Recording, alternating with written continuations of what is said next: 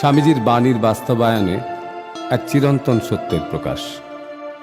যেখানে তার প্রতিধ্বনি, সেইখানেই শান্তি, প্রগতি এবং মুক্তির আস্বাদ। অন্ধকার আছে, আছে তমিশ্রার ভয়াবহ রূপ।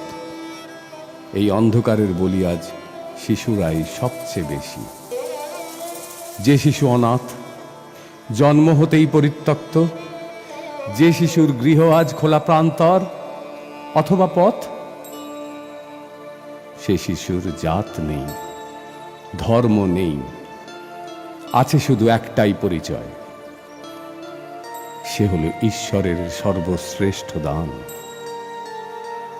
তাই এই বিশ্বের সকল শিশুই হল দেব শিশু।